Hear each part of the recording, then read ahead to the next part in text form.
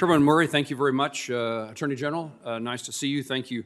I'll try to get through, I think, three topics as quickly as I can. Let me start with 340B drug pricing.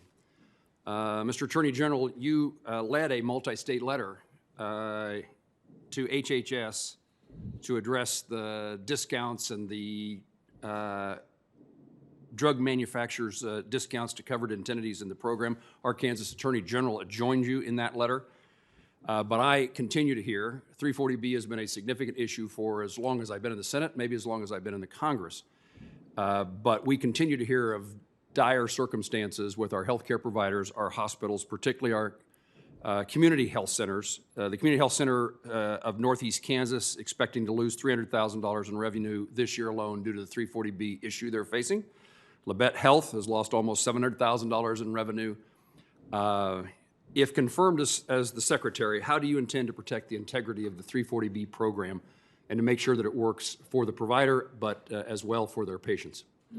Senator, thank you for the question. And here I will tell you that the previous administration issued some guidance. They issued an advisory opinion, and we'll try to build on the work that's been done in the past. But what we must do is we cannot sacrifice patients. They should not be the ones that suffer as a consequence of the fight that's going on here. I will guarantee to you that if I am fortunate to be confirmed, I look forward to sitting down and working with you and others who are interested in addressing this issue, because 340B has become an indispensable program for some of these providers who are really helping some of our neediest populations. As you may know, the rural hospitals are on the cusp. COVID has not been helpful.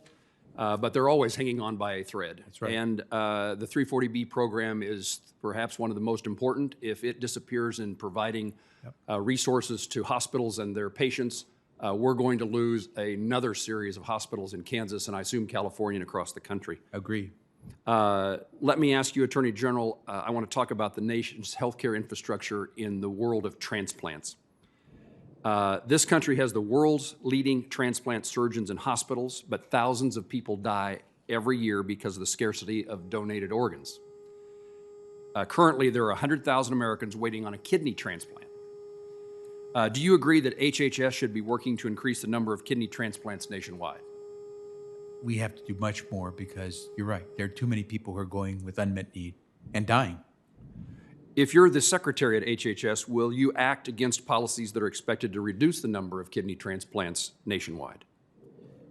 I certainly will try to work with you on some of these issues. It'd be difficult to make a commitment right now before I have a chance to step into the shoes. Well, let me tell you that Secretary Alex Azar told us that he was powerless to prevent changes in policies from taking effect. I hope at HHS, as a secretary, you would have the capabilities of dealing with the agencies within your department who deal with this issue. Would that be your desire? Well, those sub-agencies better know that that will be my desire.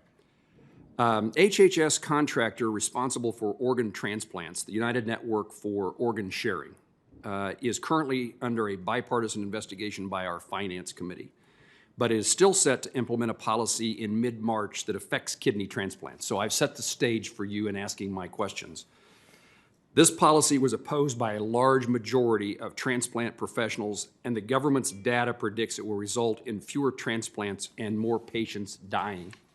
I need your commitment that you will work with me and others in similar circumstances to see that the transplant program is improved, not harmed, and that transplants that organs that are donated in a region are able to stay within that proximity to be donated to those who need them within that region.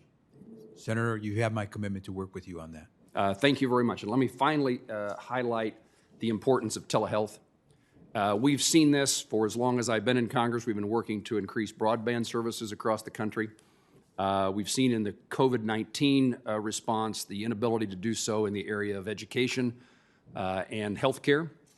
And there are a number of provisions that were provided in the CARES Act and other legislation that waive certain requirements for telehealth, including reimbursement at rates as if you were in the office of the provider as compared to on telehealth. Yes.